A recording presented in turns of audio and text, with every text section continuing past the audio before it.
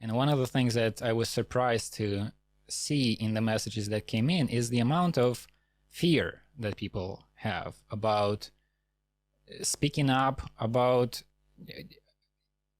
there are cases where it's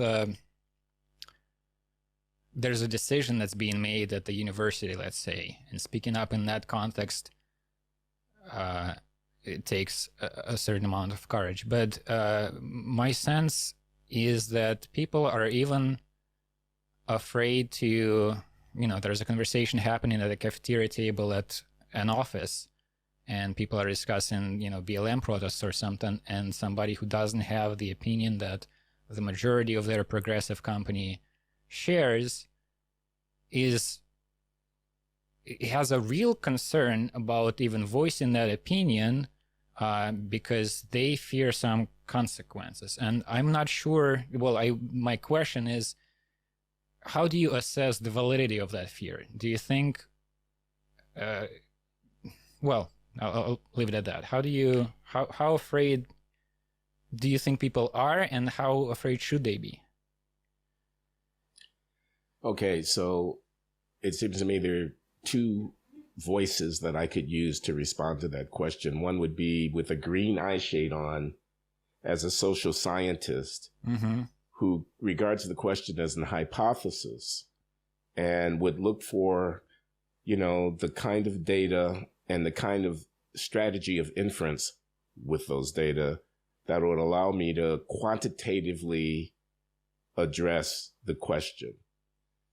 No doubt some of what you say is going on, but the difference between the anecdotes, even hundreds of anecdotes in a country of 300 million plus people, and the reality could be quite substantial. And one just would want to be careful not to make glib generalizations based upon, your own personal or idiosyncratic experience about a matter as important as that.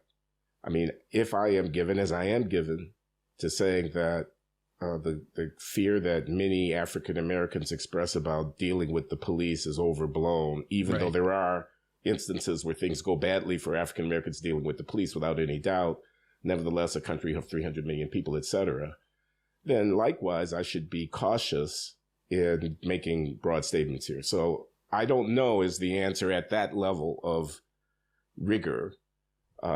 It's a fair question, and certainly one would want to have research organizations that do survey research of opinion and so on, thinking about including questions, for example, in the General Social Survey, which is a major private at the National NORC, National Opinion Research Center at the University of Chicago, oversees the General Social Survey. They have a panel of, I don't know, it's probably 10,000 or so people to whom they ask Americans. It might be bigger. I've not looked at it in a while. They ask, a wide battery of questions about their opinions about politics and social life and so on.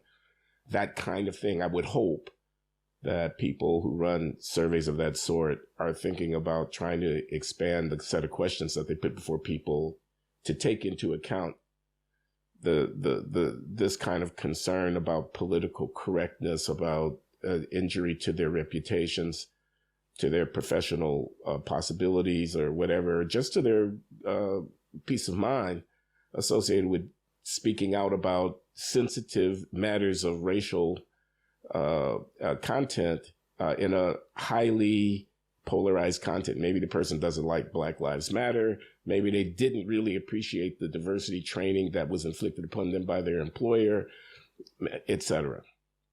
And they don't feel comfortable saying that. So I hope that serious people take this kind of a question seriously enough to try to provide us with something more than anecdote to assess from a social scientific point of view about the scope of this problem. Are we, in an era of a kind of new McCarthyism? This kind of question. One reads, I wasn't really conscious. I was alive in 1948. I was born that year, but I wasn't aware of what was going on in American politics in the late 1940s and the early mid-1950s.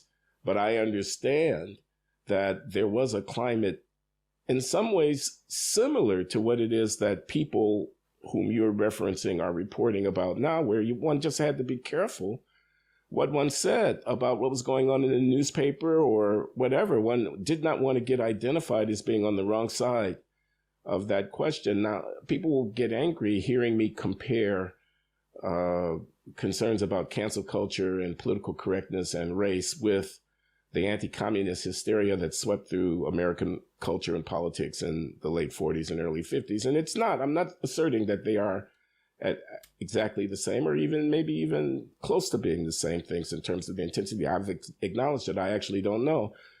But I think anyone familiar with the historical experience will see echoes of it in some of what it is that we're seeing going on right now.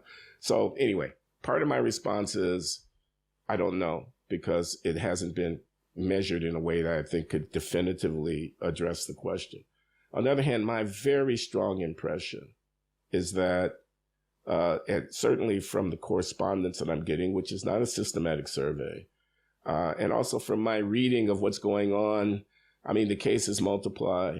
There's this young woman, Jodi Shaw, at Smith College, who's become a cause celeb amongst the anti-cancel culture segment of American politics, a small segment, but we're still here alive and kicking. Because she objected to the diversity training that was inflicted upon employees of the college, and basically has left her job at the college and has gone on a crusade with a YouTube channel and periodic videos that she posts in which she simply gives the account of what happened to her at Smith College. And it is basically, if you're white, you must be a racist and you need to repent.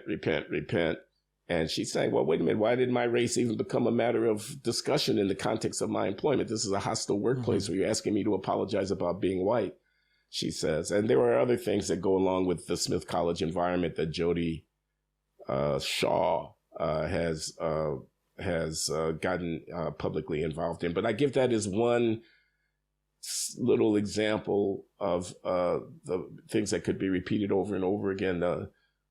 Teacher Paul Rossi at the Grace Church Academy, which is a private school in Manhattan in New York City, an elite private school that costs $50,000 or $60,000 a year to send your kid to.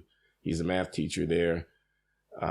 He was objecting to the woke sensibility that informed the teaching materials on racial issues that were being used in the curriculum at the school, and to the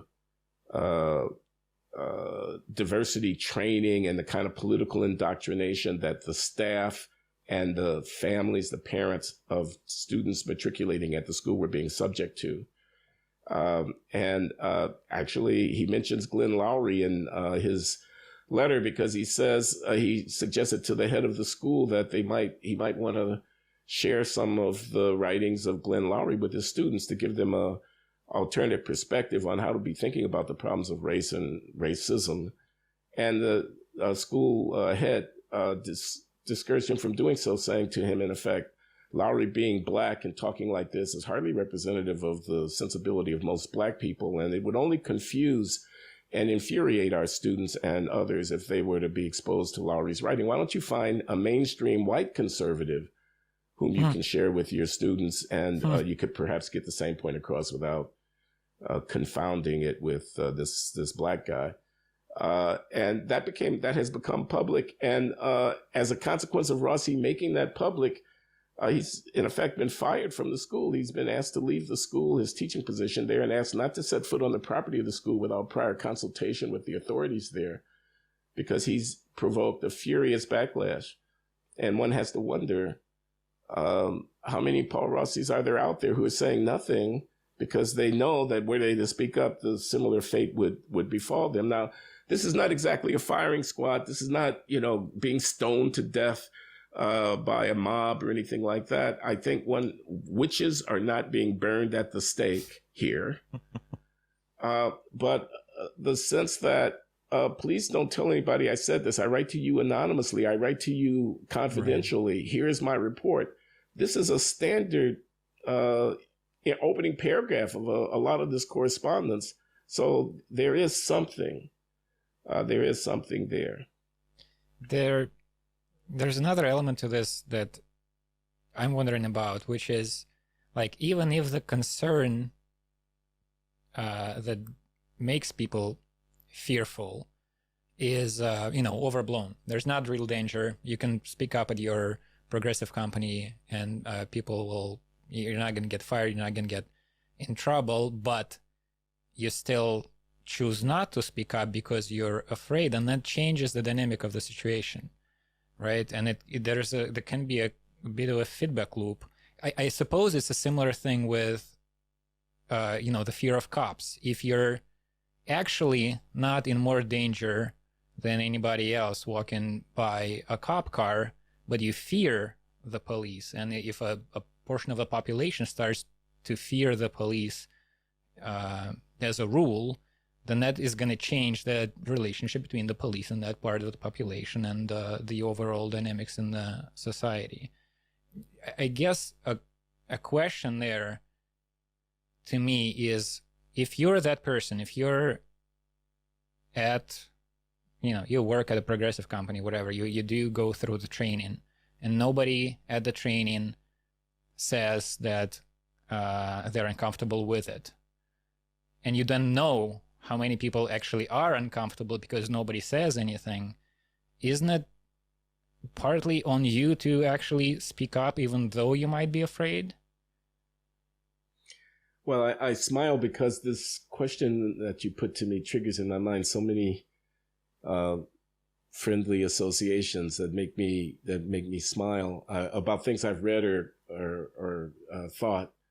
So there's she may not be living any longer, a German political scientist named Elisabeth Neumann, I think they would say, Neumann. Preference falsification was her idea. This is back to, I think this book was written in the 1960s. But her observation is that because of forces such as those that we're describing here, of conformity, people who may have deviant thoughts from the acceptable line and anticipate that if they express their thoughts, they will be punished socially. Perhaps, again, not the guillotine or the firing squad, but nevertheless, unpleasantness. They keep it to themselves, which makes it impossible for any individual one of them to know whether or not the deviant opinion that they harbor is widely shared. They don't know. And so they think they may well be in the minority and are afraid to express themselves, but they might not be in the minority. And she explores the implications of this. And this idea of hers is taken up by an economist, a Turkish economist working in the United States named Timur Kuran, Kuran. And I think he calls it preference falsification or something like that. He's got a book out there. I can't remember the title of it offhand, but it would be very easy to find. Timur Kuran, Timur Kuran. And he wants to observe that, in such environments, they are ripe for rapid and seemingly inexplicable political change once the dam breaks. Once a few people, and then a few people more, and then a few people more, encouraged by those who have already done so, begin to express their true preferences. And then all of those, quote unquote, silent majority who have been husbanding their thought and not wanting to share it, feel authorized to do so. And the next thing you know, what had been a consensus has been completely washed away, and you get radical change. Such might be one man's theory of some kinds of social revolution. So those kind of thoughts are triggered in my mind. I do think that there's an interesting strategic issue here, and it's exemplified by the climate of enforced conformity, which I think is abetted. I don't want to ramble here. Let me just finish up.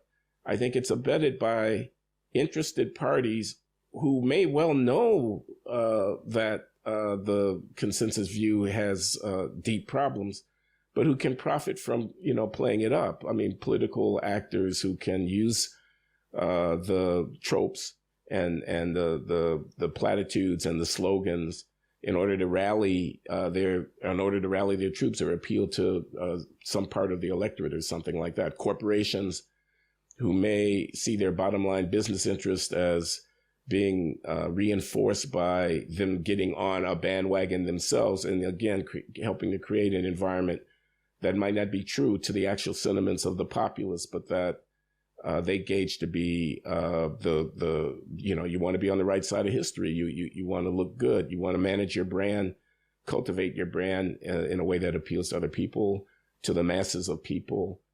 So if Black Lives Matter and a few outspoken athletes decide that a certain kind of demonstration of their concerns about social justice is appropriate, you may find major players getting behind it just because they calculate that this is the path of least resistance without perhaps having any deep investment themselves. But the effect of that will be to reinforce the larger consensus and to further marginalize people who have issue with it.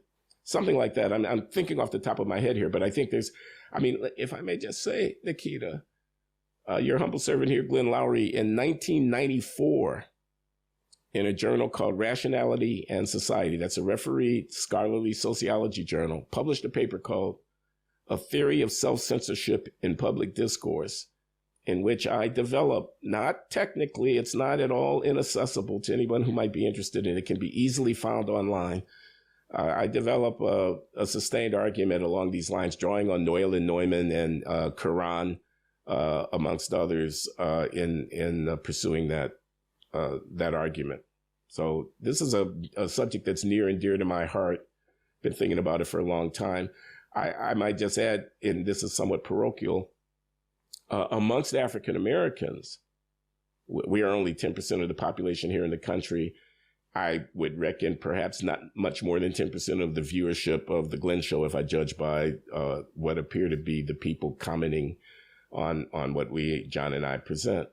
But amongst African Americans, there is enormous pressure to conform around these issues. And I hear from people who identify themselves as being Blacks in the comment section, as well as in my private correspondence, who are very grateful for the presence that the Glenn Show is making in the statements, the point of view that is being espoused, because they feel it themselves, but have felt terrified to say to their friends that this is what they actually think, because it's associated with, disloyalty to the cause to say anything critical of, say, what Black Lives Matter are saying about police violence. But there are many other racial issues. If you speak as I did in a skeptical tone about the claims of Jim Crow racism rearing its head again in the Georgia election security dispute. There's a dispute about a law in the state of Georgia. It's caused major consternation and some talk about boycott and so on of the state of Georgia because of a law that they've enacted trying to secure elections, which some people allege is a law that is intended to disenfranchise African Americans. And if you question that as a Black person, that's sort of beyond the pale. And yet I have questioned it, and I am a Black person.